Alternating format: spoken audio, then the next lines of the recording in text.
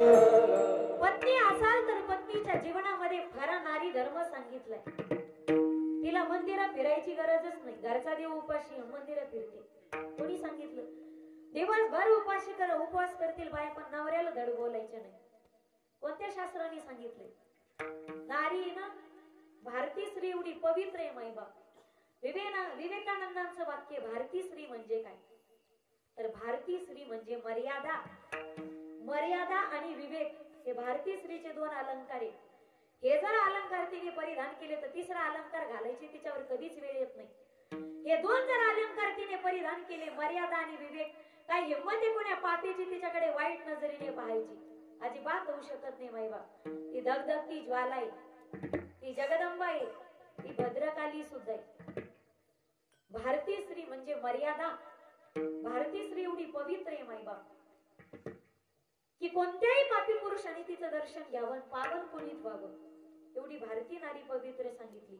एक वाक्य सांगू, भारतीय नारी जर मर्यादेचा आणि सुशील जीवन जगत असेल तर समाज तिचा सत्कार करेल.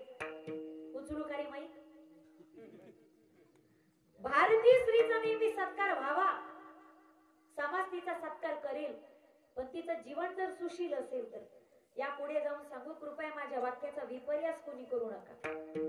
भारतीय नारी जर सुशील जीवन जगत असेल तर समाज तिचा सत्कार करेल.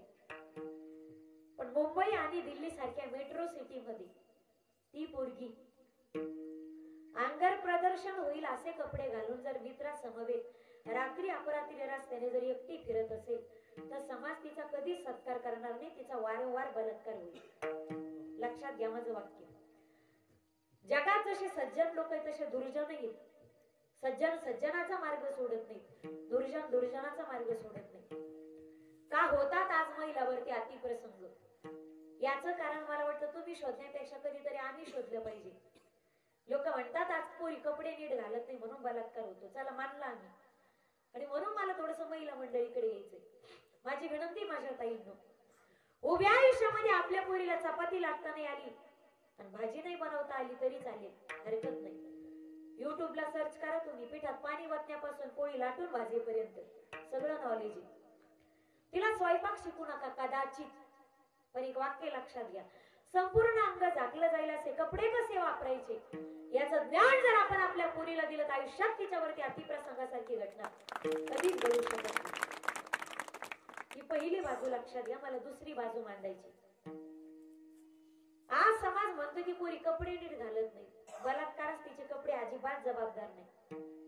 तिनं नववार साडी घालू द्या, तिनं साडी घालू द्या, तिनं पंजाबी घालू द्या, अथवा तिनं वेस्टर्न पॅटर्न घालू द्या, तरी तिचा बलात्कार होतो. दोष वस्त्राचा अजिबात नाही. दोष तिच्या जातीचा नाही. ती हिंदू असली काय, मुस्लिम असली काय, ख्रिश्चन असली काय, तरी बलात्कार होतो. दोष तिच्या जाती धर्माचा नाही, दोष तिच्या वयाचा सुद्धा नाही. ती 50 वर्षाची म्हातारी असली का, 25 वर्षाची तरुण पोरगी असली काय, आणि 5 वर्षाची चिमुरडी असली काय, तरी तिचा बलात्कार होतो. दोष ना महिलेचा वस्त्राचा आहे, ना तिच्या जातीचा आहे, ना तिच्या धर्माचा आहे, ना तिच्या वयाचा आहे. दोष आहे कुणाचा? अरे दोष समाजामध्ये वासनेने बरबटलेल्या त्या अपवित्र नजरेचा आहे. ज्या नजरे स्वतःची माय माय दिसू शकत नाही, ज्या नजरेमध्ये स्वतःची बहीण बहीण दिसू शकत नाही, दुसऱ्याच्या काचेच्या इमारतीला दुरून दगड मारायच्या आधी लक्षात घ्या माझ्या दादांनो, काचेची इमारत आपल्या घरी, मग ती आपली बहीण असेल, आपली पोरगी असेल, आपली मुलगी असेल, दुसऱ्याच्या आई आणि बहिणीबद्दल तेवढंच बोला जेवढी तुमच्या आई आणि बहिणीबद्दल तुमची ऐकून घ्यायची मानसिकता असेल.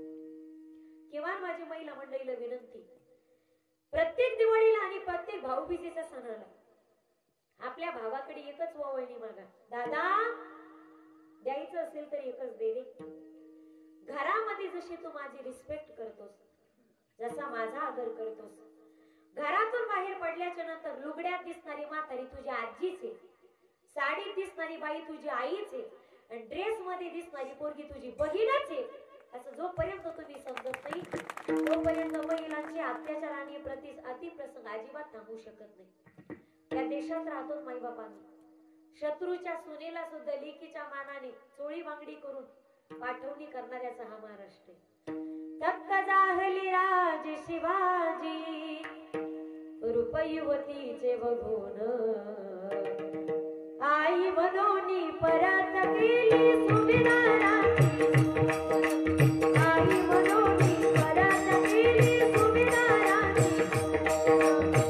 आई बनवणी परत गेली सुभेदाराची आई बनवणी परत गेली सुभेदाराची.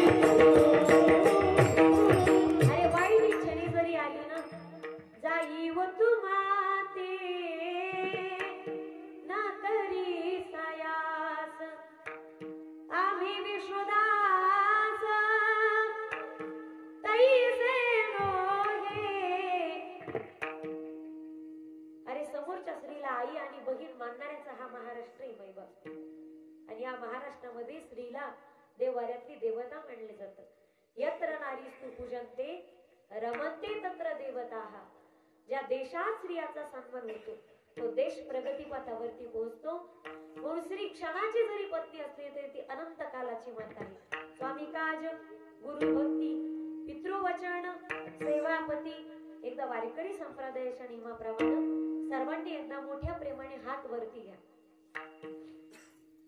मंडपात बसलेले मंडपाच्या बाहेरचे वाट्यावरचे घरावरचे ते घरावर कोणी नाही वाट्यावर आहेत म्हणते. सर्वांनी हात वरती घेतले. टाळकरी आणि वादक सोडून बर का आमच्या महाराजांनी घेतलं कारण बायकोची शपथ घातली ना. टाळकरी आणि वादक सोडून बर का. हरी विठोबा रखुमाई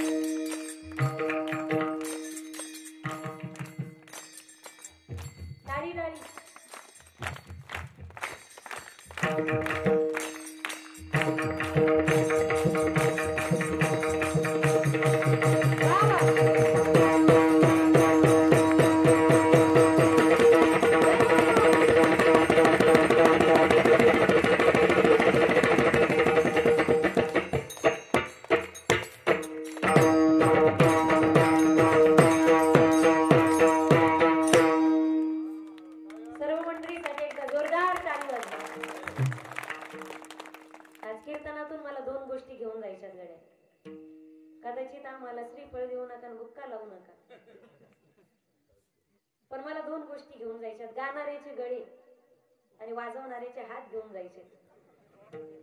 तोडायचे नाही. कधी योग आला त्या परमात्म्याकडे मागण्याचा अधिकार प्राप्त झाला तर त्याला मागन. एक तर मला यांच्या पोटी जन्माला घाल नाही तर त्यांना माझ्या पोटी जन्माला घाल. मला राहून राहून का वाटतं ही लोक आपल्यातली नाहीतच.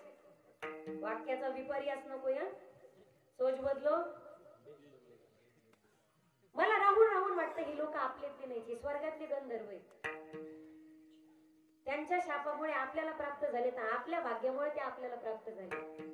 एकदा जोरदार अंतःकरणपूर्वक. विवेकानंदांचे गोड वाक्य आहे art is language of heart. कला ही हृदयाची भाषा असते. ती कळण्यासाठी मंडपात माणसं असून जागत नाही. त्यांच्यात ती कला प्रियता जिवंत लागते.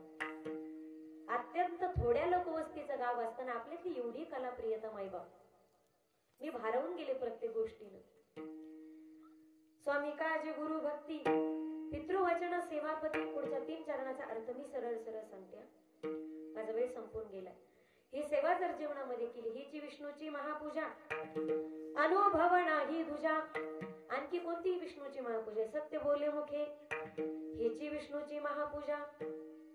दुःखवी अनेकांच्या दुःखे हीची विष्णूची महापूजा. त्यावेळी तुकोबाराला विचारलं का हो तुकोबारा ही जर सेवा आम्ही जीवनामध्ये केली तर ती भगवत चरणी समर्पित होतेच का. तुकोबारांनी सांगितलं निश्चय तुमच्या जीवनात दृढ असेल तर काय शक्य होऊ शकत नाही. अभंगाचं शेवटचं चरण आणि यातच भैरवी गा. निश्चयाचे बळ निश्चयाचे म्हणून हे राष्ट्र महान आहे. दुसरी गोष्ट येते पंथ म्हणून हे राष्ट्र महान आहे. तिसरी गोष्ट येते संत म्हणून हे राष्ट्र महान आहे. आणि चौथी गोष्ट येते भगवंत म्हणून हे राष्ट्र महान आहे. महाराष्ट्रात ज्ञानोबा तुकोबाराय सारखे संत म्हणून हे राष्ट्र महान आहे. येथे गाथा ज्ञानेश्वरी सारखे ग्रंथ म्हणून हे राष्ट्र महान आहे. येथे वारकरी संप्रदायासारखं पंथ म्हणून हे राष्ट्र महान आहे. आणि येथे पांडुरंग परमात्म्यासारखा भगवंत म्हणून हे राष्ट्र महान आहे. कोणी विचारील महाराज काय करतात तुमचे संत, तर संत लिहितात ग्रंथ. काय करतात ग्रंथ, ग्रंथ दाखवतो पंथ. काय करतो पंथ, पंथ भेटवतो भगवंत. काय करतो भगवंत, जन्म मरणाच्या दुःखाचा करतो अंत म्हणून मूळ पाया संत. महाराष्ट्र संतांची भूमी. जगात जेवढे संत झाले नाही तेवढे एकट्या भारतात झाले. भारतात झाले नाही एवढे महाराष्ट्रात झाले. आणि सांगू द्या मला, हे मराठवाड्यातच आहे ना.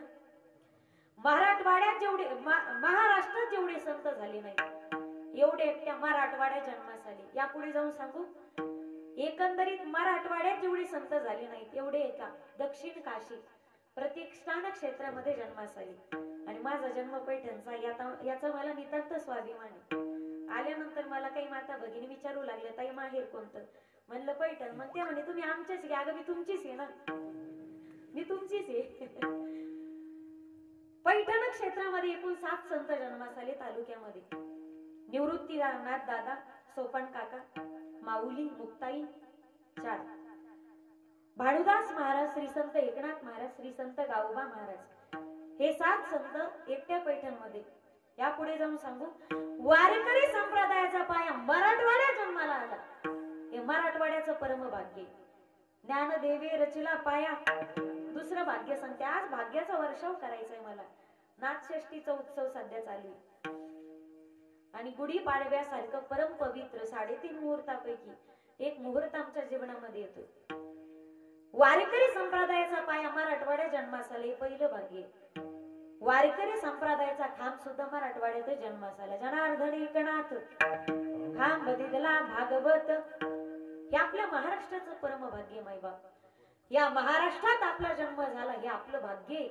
साधू संतांच्या नंतर झाला हे आपलं दुसरं भाग्य. विठ्ठल विठ्ठल.